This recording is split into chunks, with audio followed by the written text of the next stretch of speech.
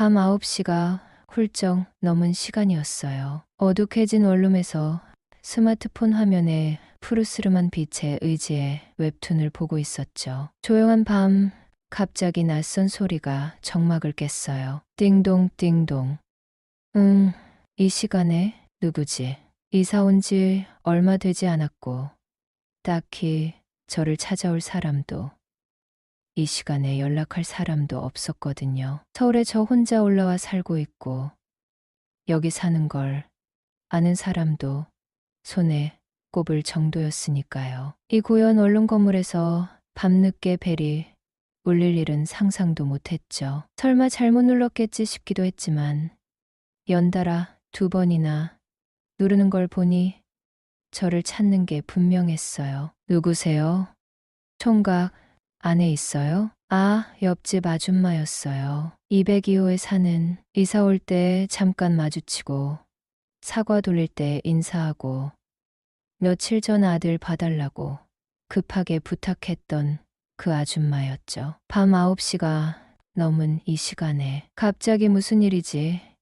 머릿속이 잠깐 멈췄어요. 문을 열고 밖으로 나갔더니 옆집 아줌마가 현관 입구에 서 있었어요. 낮에 볼 때는 편안한 집 옷차림이었는데 지금은 밤인데도 불구하고 그때보다 조금은 더 신경 쓴 듯한 복장이었고요. 왜요?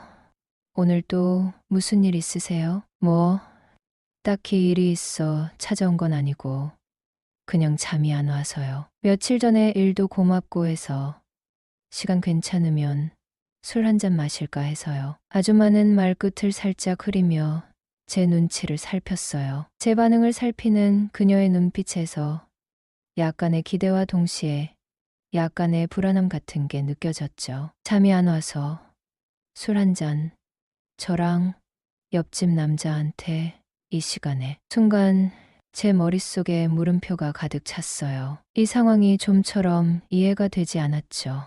당황했지만 아줌마의 서글서글한 눈매와 애써 어색함을 감추려는 듯한 미소를 보니 차마 단칼에 거절할 수가 없었어요. 그녀의 얼굴에 드리워진 외로움 같은 것도 느껴졌고요. 사실 애엄마에다 40대 중반인 옆집 아줌마와 둘이서 밤늦게 술 한 잔이라니. 평소 저 같았으면 상상도 못했을 일이에요. 어색하고 좀 경계심부터 들었을지도 몰라요. 제 기준에서는 어림도 없는 상황이었죠. 하지만 그때는 좀 달랐네요. 별거 중이라 누구한테 속 시원히 이야기하기도 힘들었고 아는 사람 만나면 괜히 또 이혼이니 뭐니 복잡한 얘기나 듣게 될까 봐 꺼려졌거든요. 답답한 마음을 터놓고 싶은데 마땅한 사람이 없었죠. 차라리 이렇게 생판 모르는, 아니 사실 조금은 알게 된 옆집 아줌마랑 술 한 잔 기울이며 그냥 아무렇지 않게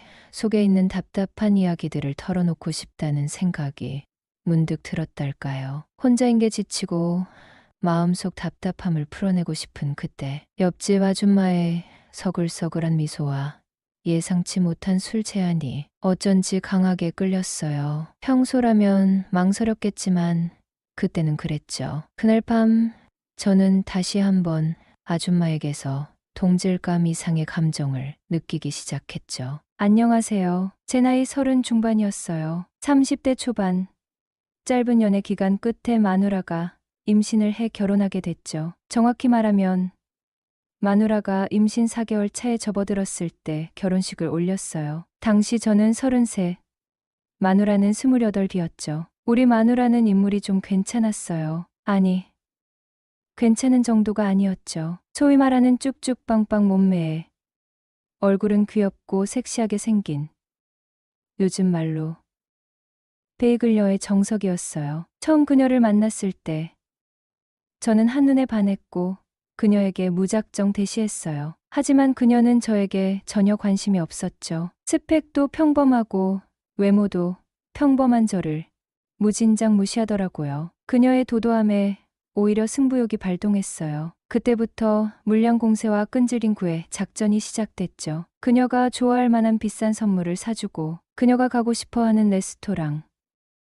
카페, 여행지 어디든 마다하지 않았어요. 그렇게 1년 가까이 매달린 끝에 겨우 연애를 시작할 수 있었죠. 연애 중에도 그녀는 갑질이 심했어요. 조금이라도 마음에 안 들면 바로 돌아서는 듯한 태도를 취했고, 저는 그런 그녀를 놓칠까봐 늘 전전긍긍하며 비위를 맞췄죠. 그러다 결국 피임에 실패했네요. 그녀는 처음에는 중절 수술을 원했거든요. 하지만 저는 그녀를 정말 사랑했고, 이 아이를 통해 그녀와 영원히 함께 할 수 있다는 생각에 무작정 결혼을 밀어붙였죠. 임신 4개월이 되어서야 겨우 결혼 승낙을 받아냈고, 정신없이 결혼식을 올렸어요. 결혼 이후의 삶은 순탄하지 않았어요. 아니, 솔직히 말해 지옥 같았죠. 아내는 저보다 5살이나 어렸거든요. 결혼 생활 내내 나 때문에 자기 인생을 망쳐버렸다는 말을 입에 달고 살았어요. 술을 마시거나 기분이 조금이라도 다운되면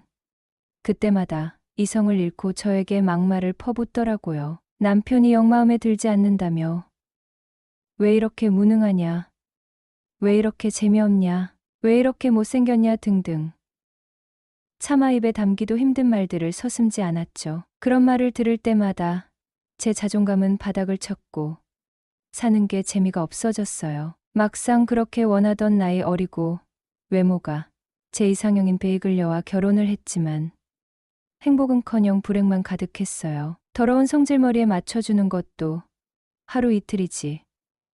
저도 서서히 지쳐가고 짜증이 나기 시작하더라고요. 그래도 아이까지 임신했고 곧 태어날 아이를 생각하며 참고 또 참았죠. 그나마 아내의 기분을 풀어줄 수 있는 방법은 맛있는 음식을 사주거나 값 비싼 선물을 안겨주는 것뿐이었어요. 명품 가방, 옷, 신발 등등. 아내는 돈 쓰는 것에 거침이 없었죠. 그렇게 결혼 생활을 이어가고 아이를 낳았어요. 아이가 태어난 지 2년쯤 지났을 때부터는 아내가 잠자리를 거부하기 시작했죠. 아이 보느라 피곤해서 안 된다.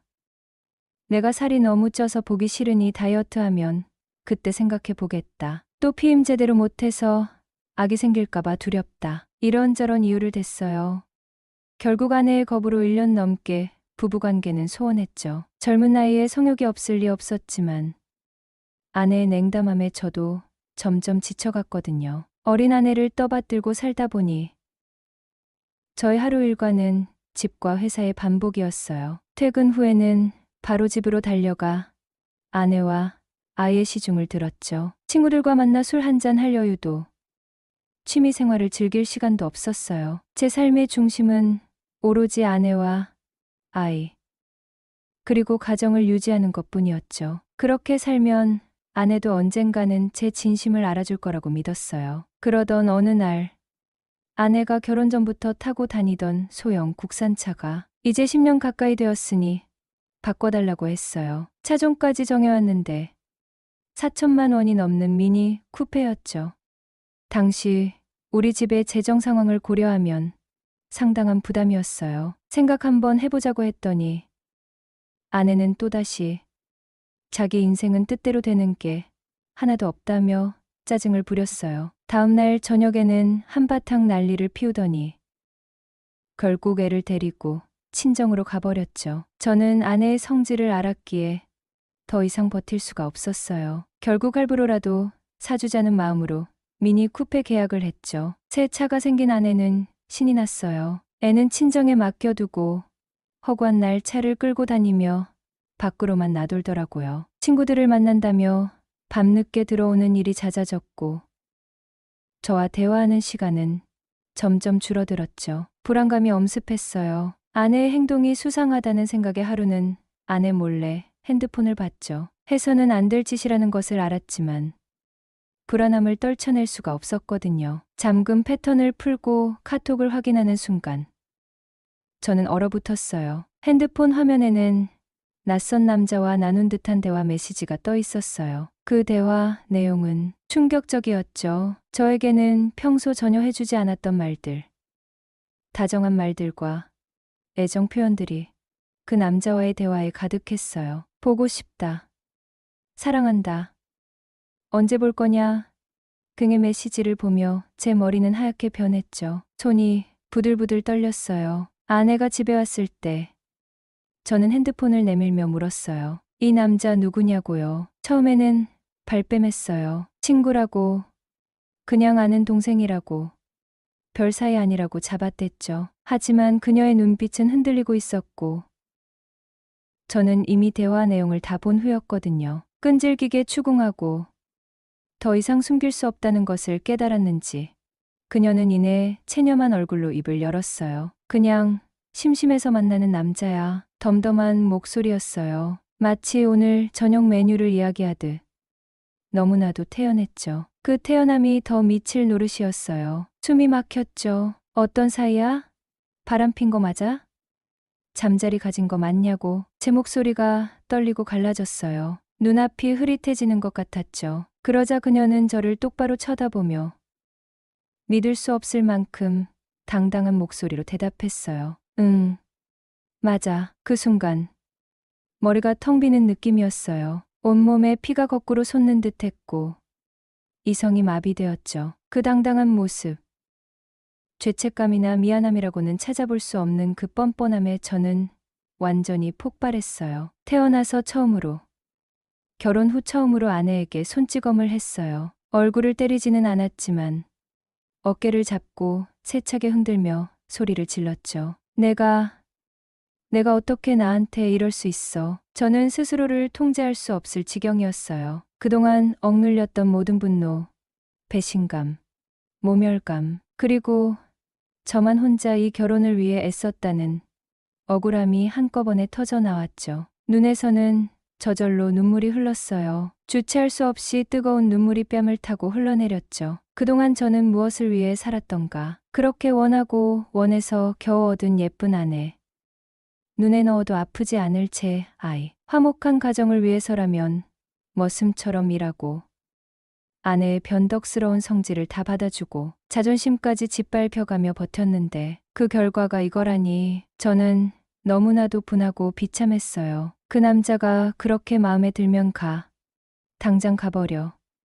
이혼하자. 감정이 격해져 이혼이라는 말까지 튀어나왔어요. 어쩌면 무의식적으로 기다렸던 말이었는지도 몰라요. 더 이상 이 관계를 이어갈 자신이 없었거든요. 제 외침과 눈물, 그리고 이혼이라는 말에 아내는 잠시 당황한 듯 보였어요. 그리고는 결혼 후 수년 만에 처음으로 저에게 미안하다는 말을 했죠. 미안해. 너무나 낯선 그 말. 제가 그동안 수백 번도 넘게 아내에게 했던 미안하다는 말. 사소한 것 하나에도 아내의 기분을 상하게 할까봐 늘 조심하며 혹여나 그녀의 심기를 건드렸을 때 습관처럼 내뱉었던 그 말. 그 흔하디 흔한 미안하다는 말을 저는 왜 아내가 다른 남자와 바람을 피우고 저에게 들켰을 때 그것도 이혼하자는 말을 들은 후에야 처음으로 들어야 했던 걸까요? 그녀의 미안하다는 말은 사과가 아니었어요. 저에게 상처를 줘서 미안하다는 말이 아니었죠.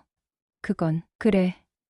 이제 이혼하자는 말에 대한 동의였어요. 더 이상 이 관계를 유지할 이유가 없다는 체념 섞인 선언이었죠. 아내의 외도로 가정은 파탄 지경에 이르렀고 저는 결국 이혼을 결심할 수밖에 없었어요. 더 이상 한 지붕 아래서 숨 쉬는 것조차 고통스러웠죠. 아이는 생각하면 가슴이 찢어졌지만 이렇게 사는 것이 무슨 의미가 있을까 싶었어요. 아내와는 당분간 별거를 하면서 이혼 절차를 밟기로 합의했죠. 원룸을 알아봤어요. 살던 집에서 멀지 않은 곳에 풀옵션 원룸을 하나 얻었죠. 짐은 최소한만 챙겼어요. 텅 빈 원룸에 발을 들여놓는 순간 앞으로 혼자 살아야 한다는 현실이 무겁게 다가왔어요. 처음 원룸에 이사 오던 날이 생생해요. 낯선 동네, 낯선 건물, 낯선 방. 덩그러니 놓인 짐짝들 사이에서 막막함을 느끼고 있는데 누군가 문을 두드렸죠. 어머,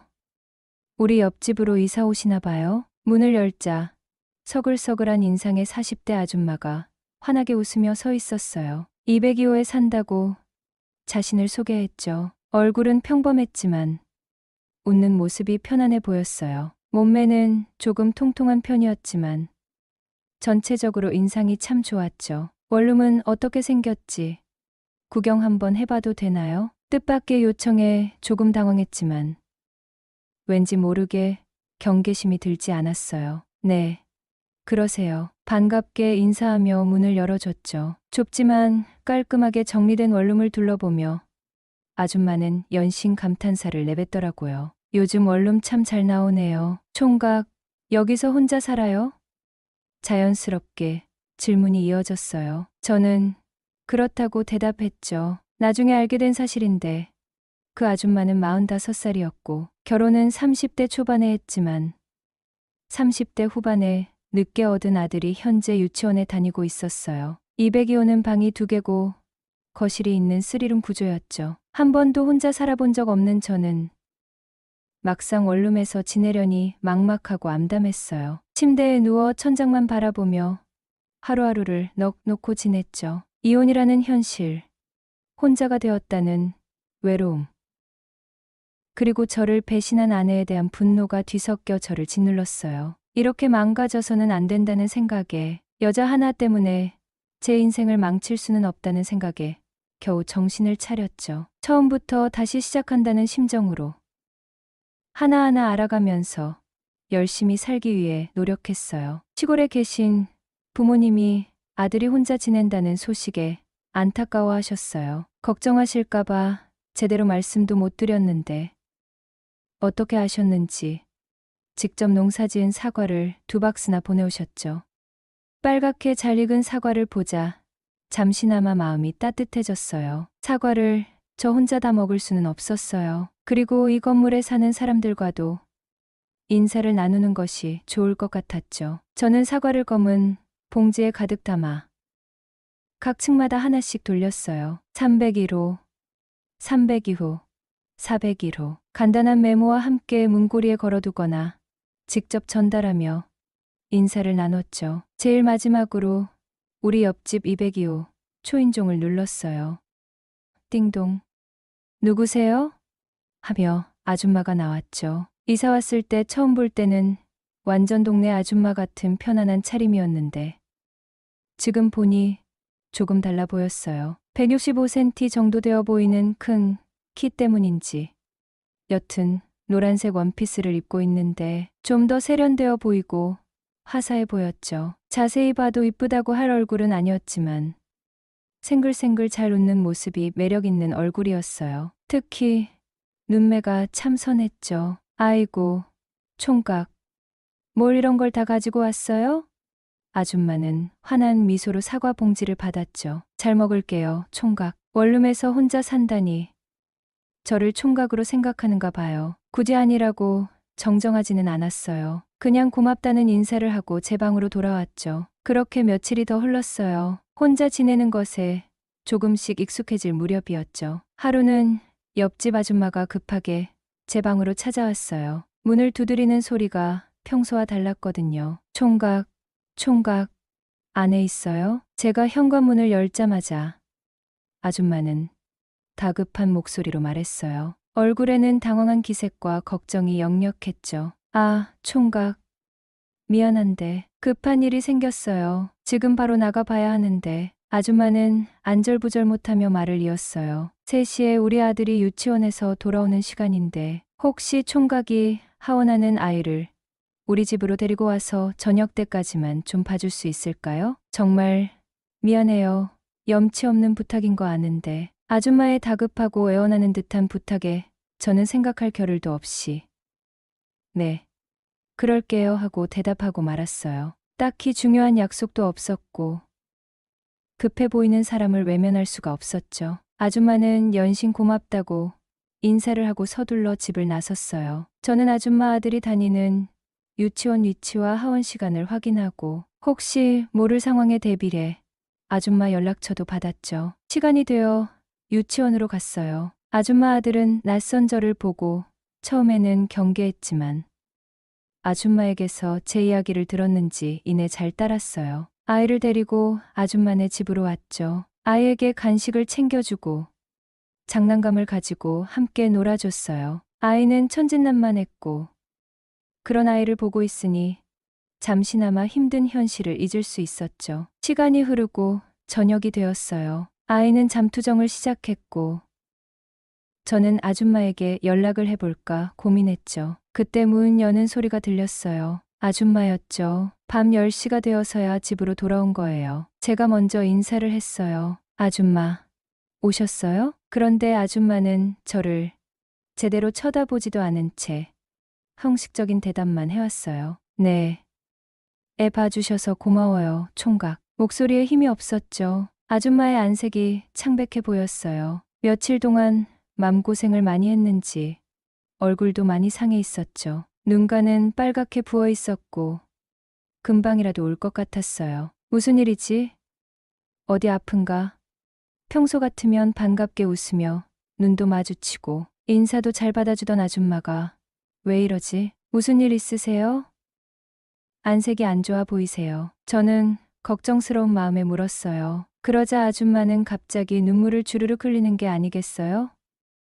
봇물 터지듯 눈물을 쏟아냈죠. 저는 당황스러웠어요. 친하지도 않은 남자 앞에서 이렇게 서슴없이 눈물을 보이다니. 누가 보면 오해라도 할 만한 상황이었죠. 저는 어찌할 바를 모르고 서 있었어요. 아줌마는 아무 일 아니라면서 집안에 일이 생겨서 그런다며 아이를 데리고 집으로 돌아갔어요. 저는 뒤늦게 무슨 일 있으면 언제든지 말씀하세요 하고 덧붙였지만 아줌마는 이미 문을 닫은 뒤였죠. 걱정스러운 마음과 함께 괜히 쓸데없는 말을 걸어 아줌마를 더 힘들게 만든 것은 아닌지 후회가 되었어요. 다음 날 점심때쯤 아줌마가 다시 저를 찾아왔어요. 초인종이 울리고 문을 열자 아줌마가 김치전이 담긴 접시를 들고 서 있었죠. 어제 일 때문인 듯 얼굴에는 미안함이 가득했어요. 총각,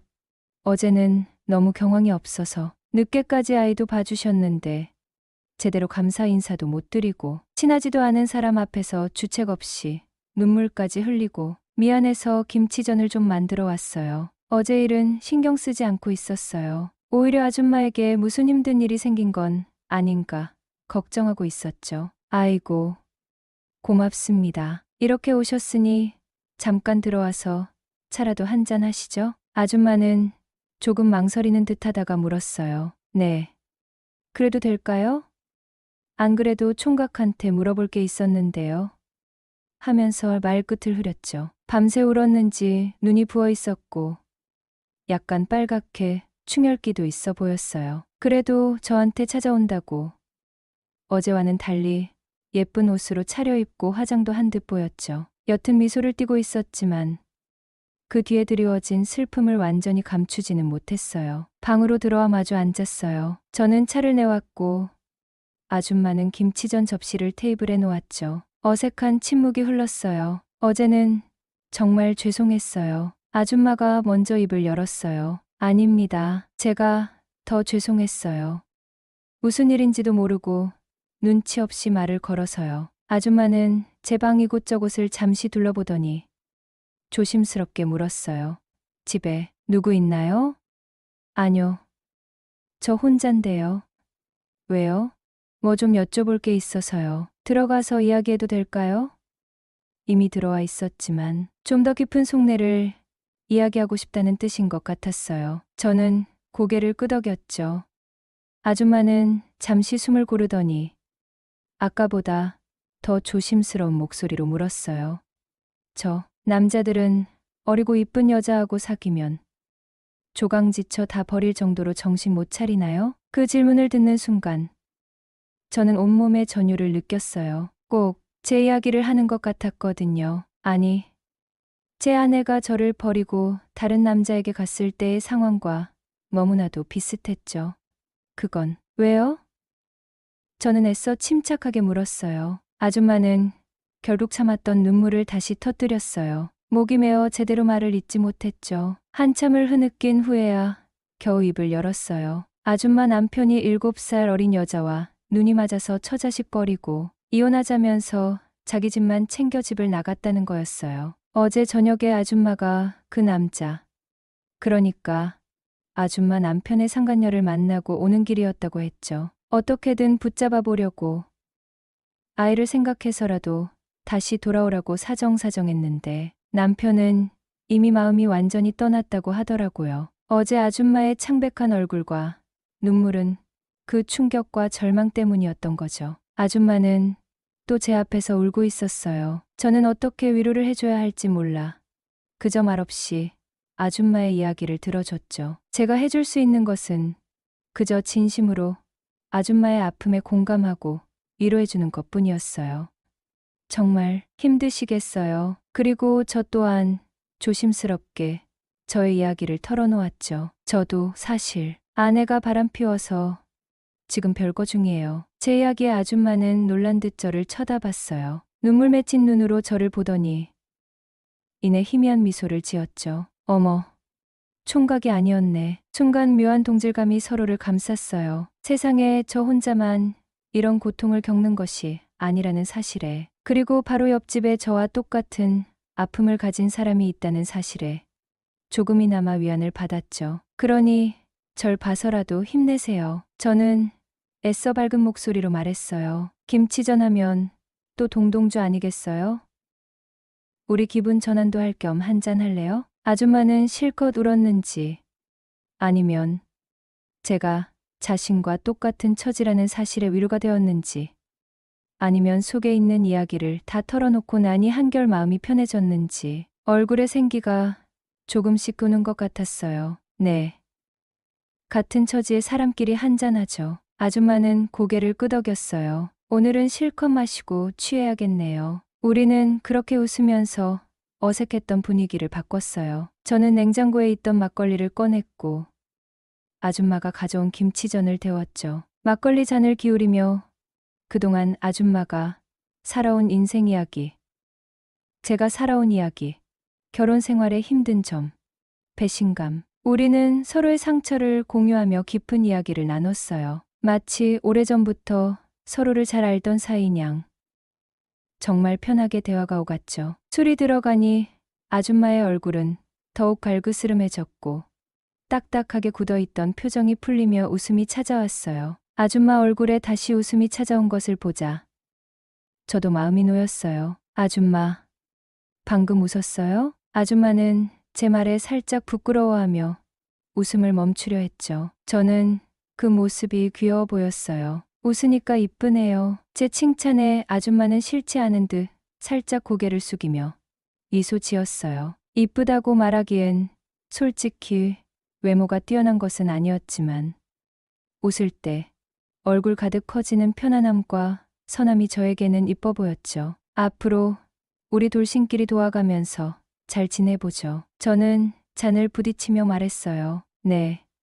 돌싱 선배님. 아줌마는 제 잔에 막걸리를 채워주며 웃었어요. 앞으로 잘 부탁드려요. 이제 총각이라고 안 부르고 선배님이라고 부를게요. 그리고 그날 이후 아줌마는 정말 수시로 저를 찾아왔어요. 선배님, 집에 계시냐며 문자를 보내고 괜찮다고 하면 자연스럽게 건너왔죠. 가끔은 제 방 청소를 도와주기도 했고 반찬 몇 가지를 만들어 가져다 주거나 밥을 차려주기도 하더군요. 혼자 밥을 먹는 것이 쓸쓸했는데 아줌마와 함께 먹는 식사는 늘 따뜻했어요. 아줌마의 존재는 혼자 사는 원룸 생활에 큰 힘이 되어 주었죠. 며칠 뒤 퇴근하고 집에서 저녁을 대충 때우고 자려고 누웠는데 초인종이 울렸어요. 시계를 보니 밤 10시가 넘은 시간이었죠. 응? 이 시간에 누구지? 현관 구멍으로 내다보니 옆집 아줌마였죠. 문을 열어줬어요. 아줌마의 손에는 복분자주 한 병이 들려 있었고 집 안에서 입던 옷과는 달리 조금은 야시시해 보이는 옷으로 차려입고 있었어요. 하늘하늘한 원피스 같은 것에 얇은 가디건을 걸치고 있었는데 밤늦게 술을 마시러 온다고 생각하니 묘한 분위기를 풍겼죠. 얼굴에는 옅은 화장을 한 듯 했고 눈매는 웃고 있었지만 그 속에 알 수 없는 떨림 같은 것이 느껴졌어요. 우리 술 한잔 해요. 선배님, 저 오늘 이혼 서류에 도장 찍었어요. 목소리가 살짝 상기되어 있었죠. 진작에 오고 싶었지만 아이를 재우고 오느라 늦었다고 하더라고요. 아줌마는 한결 홀가분해 보이기도 했지만 동시에 불안함과 외로움도 느껴지는 복잡한 표정이었어요. 우리는 마주 앉아 복분자주를 따랐어요. 붉은 술잔을 부딪히며 이혼을 자축 아닌 자축을 했죠. 한 잔, 두 잔 마시며 속 깊은 이야기들을 나누기 시작했어요. 이혼 과정의 힘든 점, 앞으로 어떻게 살아야 할지 막막함, 그래도 아이를 위해서라도 잘 살아야 한다는 다짐. 술이 들어가니 아줌마는 더욱더 솔직해졌고 저 역시 그랬죠. 우리는 정말 오래전부터 서로를 잘 알던 사이인 양 편하게 마음속 이야기를 털어놓았어요. 술 기운 때문인지 아니면 그날따라 아줌마가 달리 보여서인지 아줌마가 더욱더 이쁘게 보이기 시작했죠. 편안하고 선한 인상에 술 기운이 더해지니 조금은 섹시하게까지 느껴졌어요. 살아보니 어리고 예쁜 여자 다 필요 없더라고요. 아줌마가 술잔을 만지작거리며 나지막이 말했어요. 나를 사랑해주고 쉬는 날 방구석에 둘만 있어도 지루하지 않은 상대가 최고인 것 같아요. 그녀의 시선이 저에게 향했죠. 술에 취한 듯 풀린 눈이었지만 그 속에는 진심이 담겨 있었어요. 선배님, 지금은 저랑 단둘이 있는데 같이 있어 보니 지루해요. 안 지루해요? 약간의 애교까지 섞인 말투였어요. 얼굴은 복분자주 색깔처럼 발그스름했고 끼 넘치는 눈웃음을 지었죠. 저는 잠시 숨을 멈췄어요. 심장이 빠르게 뛰기 시작했거든요. 아줌마는 안 지루하죠. 저는 겨우 대답했어요. 목소리가 살짝 떨렸죠. 너무 즐겁고 대화가 잘 돼요. 아줌마의 눈빛이 깊어졌어요. 우리는 서로의 눈을 한참 바라보았죠. 그 눈빛 속에서 저는 외로움과 기대, 그리고 저를 향한 작은 호감을 읽을 수 있었어요. 술은 계속 들어갔고 분위기는 점점 무르익었죠. 그날 아줌마는 술이 너무 많이 취해서 우리 집에서 자고 갔어요. 3개월 뒤 저는 아내와 협의 이혼을 하고 완전한 이혼남이 되었어요. 서류에 도장을 찍고 나오는데 생각보다 담담했죠. 이미 마음속으로는 오래전부터 이혼한 상태였는지도 몰라요. 아이는 아내가 키우기로 했고 저는 양육비를 지원하기로 했죠. 아이를 생각하면 여전히 가슴이 먹먹했지만 이것이 최선이라고 스스로를 다독였어요. 옆집 아줌마. 이제는 옆집 아줌마라고 부르는 그녀 역시 마음이 돌아선 남편과 결국 이혼했어요. 남편은 그녀와 아이를 버리고 어린 상간녀에게로 완전히 가버렸더군요. 서로에게 맞는 인연이 따로 있는가 봐요. 겉모습은 전 아내의 화려함과 예쁨에 비할 바가 못 돼요. 몸매도 통통한 편이고 얼굴도 평범하죠. 하지만 옆집 아줌마와 함께 있으면 마음이 편안해요. 억지로 꾸미거나 긴장할 필요가 없죠. 그녀는 저를 있는 그대로 받아주고 이해해주고 작은 것 하나까지도 신경 써주며 챙겨줘요. 제가 힘들어하면 말없이 옆에서 기다려주고 제가 기운이 없어 보이면 맛있는 것을 해주고 작은 일에도 칭찬과 격려를 아끼지 않죠. 제가 필요하다고 느끼게 해줘요. 이제껏 저는 사랑을 주기만 했어요. 어린 아내의 변덕을 맞춰주고 그녀의 비위를 맞추고 그녀가 원하는 것을 다 해주기 위해 했었죠. 하지만 돌아온 것은 비난과 외면 그리고 배신이었어요. 그런 저에게 옆집 아줌마는 아낌없이 사랑을 줘요. 사랑을 주기만 하다가 받아보니 지금이 너무 행복해요. 화려한 외모나 조건이 아니라 제 마음의 상처를 보듬어주고 지친 저에게 편안함을 주는 사람, 그런 사람이 진짜 인연이라는 것을 이제야 깨달았죠. 옆집 아줌마의 따뜻한 미소와 온기 속에서 저는 비로소 길을 잃고 헤매던 마음의 안식처를 찾은 것만 같았어요. 앞으로 우리의 관계가 어떻게 될지는 알 수 없어요. 하지만 지금 이 순간 우리는 서로에게 가장 필요한 존재이며 함께 있을 때 가장 편안하고 행복하다는 것을 느껴요. 이 상처 입은 두 영혼이 서로에게 기대어 새로운 행복을 찾아가는 이 여정이 부디 오래도록 이어지기를 간절히